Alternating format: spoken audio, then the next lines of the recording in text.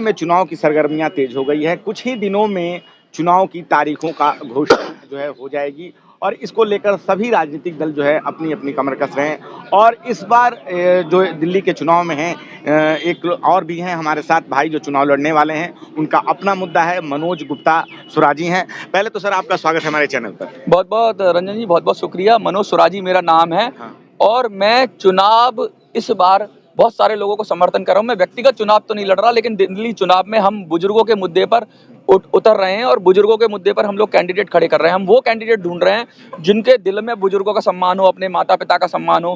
क्योंकि दिल्ली में पिछले 7-8 सालों से केजरीवाल जी सम्मान तो नहीं कर रहे हैं। मोदी जी ने तो 2014 से ही सम्मान नहीं किया बुजुर्गों का। कोई भी पार्टी नहीं कर रही है। और ये ऐसे ऐसे मुद्दे लेके आ रहे हैं कि मंदिर के पुजारियों को वो देंगे, पेंशन देंगे या सैलरी देंगे। इमामों की सैलरी 18 महीने से बंद है, तो ये क्या ही देंगे। ये बिल्कुल प्रोपेगेंडा फैला रहे हैं और ये जनता की गाड़ी कमाई टैक्स के पैसे की लूट कर रहे हैं। कहीं भी कुछ भी बांट रहे हैं जिसका कोई लेना देना है नहीं। जिसका पैसा जैसे EPS 95 पेंशनर का पैसा कंट्रीब्यूशन है उनका, उन्होंने पूरी जिंदगी 35 साल तक कमा कमा के पेंशन फंड में पैसा जमा किया। आज उनको 250, 300, 500 रुपया पेंशन मिल रही है। और मोदी जी कह रहे हैं कि हमने मिनिमम पेंशन 1000 कर दी। जब हमने सवाल पूछा तो सवाल का जवाब नहीं आया मोदी जी के पास। हमने नैतिक रूप से मोदी जी को प्रधानमंत्री मानने से इनकार ही कर दिया। भाई आप हमारे प्रधानमंत्री नहीं हो कि आप तो संसद में खड़े होकर कह रहे हो कि 1000 रुपया मिनिमम पेंशन हो गई। आप बताइए 1000 अगर सरकार कह रही है तो 1000 मिलनी चाहिए ना। हमने बैंक स्टेटमेंट भेजी, हमने उनको ये दिखाया कि देखो जी 300 आ रही है पेंशन, 400 आ रही है, 500 आ रही है। सांसदों ने इस मुद्दे को उठाया, 150 से ज्यादा सांसदों ने अलग अलग तरीके से इस मुद्दे को उठाया, लेकिन मोदी जी सुन ही नहीं रहे हैं। मोदी जी कह रहे हैं कि सरकार तो कहती है ना कि हम वृद्धावस्था पेंशन दे रहे हैं सभी लोगों को। सरकार वृद्धावस्था पेंशन तो राज्य सरकारें देती हैं, जैसे दिल्ली सरकार दे रही है।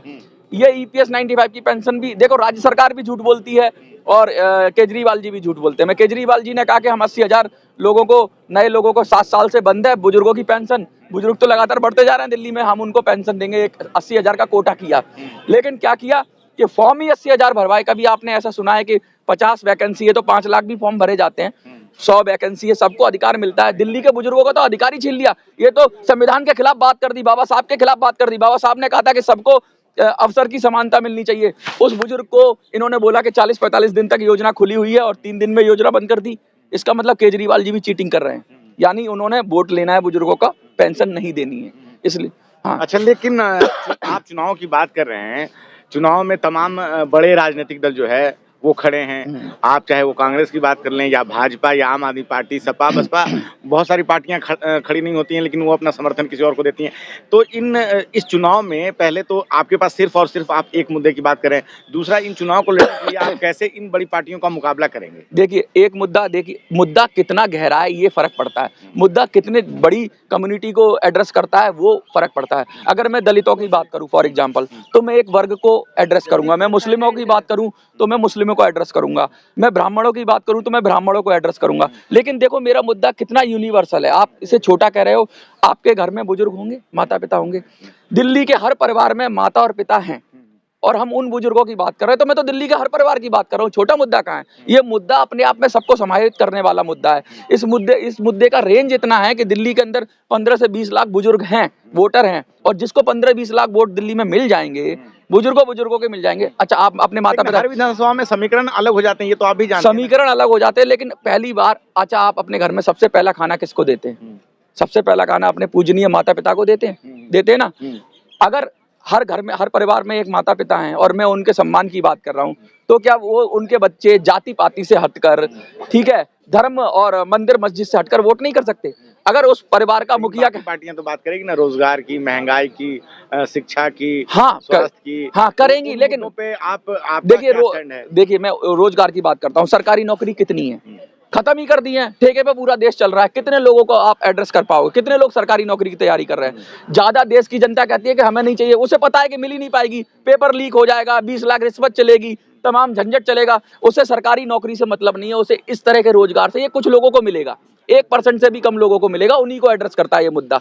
लेकिन बुजुर्गों का मुद्दा पूरे देश को एड्रेस करता है। मैं बता दूं, 78 लाख बुजुर्ग हैं पूरे देश में, EPS 95 के, सिर्फ वृद्धा पेंशन की बात नहीं कर रहा। और 7 करोड़ कंट्रीब्यूटर है। अगर आप प्राइवेट नौकरी करते हो, आप किसी चैनल में नौकरी करते हो, तो आपकी भी पेंशन फंड में कंट्रीब्यूशन जा रहा होगा। अगर आपका चैनल बड़ा है तो EPS 95 के नाम पे। कल आप देखो, आप पूरी जिंदगी 35 साल तक नौकरी करो और आप पैसा जमा करो फंड में, और उसके बाद सरकार कहे कि भाई अब तुमको 1,000 रुपए पेंशन मिलेगी, उस समय के हिसाब से मिलेगी, तो इस समय के हिसाब से 1,000 तो ऊँट के मुंह में जीरा है ना, इससे ज्यादा तो वृद्धा पेंशन है। तो आपके साथ चीटिंग हुई नहीं हुई? आपने पूरी जिंदगी पैसा कटवाया और उसकी ब्याज लगा लोगे ना EPS 95 की, तो उनके साथ चीटिंग हो रही है। आज उनके साथ चीटिंग हो रही है, कल आप जो गैर सरकारी क्षेत्रों में नौकरी कर रहे हैं, जिनको सरकार EPS 95 के नाम पे, EPF के नाम पे जिनका PF कट रहा है, आपका PF कटता होगा ना, तो आपकी EPS 95 भी कटती होगी। वो पैसे की लूट है और ये हजारों लाखों करोड़ की लूट है, और सरकार इस पैसे पे ना तो कोई ब्याज देती है, अगर बंदा मर जाए या कुछ हो जाए या उसका क्लेम भी बड़ा मुश्किल है, ठीक है, क्योंकि पेंशन गई, 10 साल का भी पीरियड है, बहुत सारी इसमें ऐसी चीजें हैं कि पेंशन मिले ही ना आपको, या मिले भी तो इतनी मिले, ऐसा फॉर्मूला बना रखा है कि 70 से डिवाइड करना है, सब कुछ ऐसा बना रखा है कि आप पूरी जिंदगी सोचोगे मेरा भविष्य में मुझे पेंशन मिलेगी, और जब भविष्य आएगा ना तो आज के हिसाब से पेंशन करेंगे, देंगे। आज जो 1,000 की कीमत है, उस समय जो कीमत होगी उसके हिसाब से पेंशन देंगे। तो सोचो क्या होगा। आपने तो पूरी जिंदगी सोचा कि मुझे पेंशन मिलेगी, सरकारी कर्मचारी को आज 10,000 पेंशन मिलती। एक सवाल है कि तमाम राजनीतिक पार्टियां जो है वो युवाओं पे ध्यान दे रही है, युवाओं के मुद्दे पे ध्यान दे रही है, आप ऐसे वक्त में जो है बुजुर्गों पे ध्यान दे रहे हैं, बहुत अच्छी बात है, हम आपका समर्थन भी करते हैं। देखिए लेकिन जब चुनाव की बात आती है तो लोग जो है कि किनका वोट ज्यादा है उस हिसाब पे जो है पार्टियां फोकस करती हैं, तो कैसे आप युवाओं का वोट कम है, युवाओं का वोट कम है, युवाओं का वोट बहुत कम है, और जो नौकरी मांग रहे हैं सरकारी नौकरी, कितने युवा तैयार है, बहुत कम है वोट। और युवा तो ऐसा युवा तो गुस्से वाला युवा है, वो तो गुस्से में कर देता है, सोच समझ के वोट शायद उसको बहका लेती हैं बहुत सारी पार्टियां, कोई किसी के खिलाफ बहकाएगी। हम युवा की बात नहीं कर रहे, हम दलित की बात नहीं कर रहे, हम ब्राह्मण की बात नहीं कर रहे, हम हिंदू की बात नहीं कर रहे, हम मुस्लिम की बात नहीं कर रहे, हम मंदिर की बात नहीं कर रहे, हम मस्जिद की बात नहीं कर रहे, हम कह रहे हैं सबसे बड़ा जो सबसे जैसे जो आपका वृद्ध है घर में, हम हर परिवार की बात कर रहे हैं। एक परिवार के अंदर बुजुर्ग को अगर सम्मान दे दिया गया, देश की 20% से ज्यादा आबादी बुजुर्ग है, और वो कहीं ना कहीं सोशल सिक्योरिटी स्कीम्स के जरिए जुड़ी हुई है। समाज को आप क्या देना चाह रहे हो? उन्होंने पूरी जिंदगी आप पर भरोसा करके आपको पैसा दिया। कितनी सीटों पे आप लोग चुनाव लड़ने जा रहे हैं? हम तो सोच रहे हैं कि 70 पे कर लें, लेकिन अब देखिए कैपेसिटी कितनी होती है, 7 तो हम पहुंच गए हैं, यानी 10% अब तक हम कवर कर चुके हैं। और अगर लोग आ रहे हैं, हमें देखो स्क्रूटनी भी करनी पड़ती है, हमें देखना भी पड़ता है, उसका कैरेक्टर भी देखना पड़ता है, उसका इतिहास भी देखना पड़ता है। भाई बहुत सारे लोग आ रहे हैं, अभी मेरे पास 18 लोगों ने अप्रोच किया अलग छोटी छोटी पार्टियों के, लेकिन मैं देखता हूँ जैसे सुनीता जी वेल नोन नाम है, राम नरेश निषाद जी वेल नोन नाम है, तो मैं कोशिश कर रहा हूँ कि अच्छे कैंडिडेट मिल जाएं जिससे हमारी संभावना बन जाए। और मैं आपको बता दूं, अगर हम 2 4 5 भी जिताने में कामयाब हो गए ना अपने, तो हम टांग अड़ा देंगे, हमारी मर्जी के बगैर सरकार बनेगी नहीं।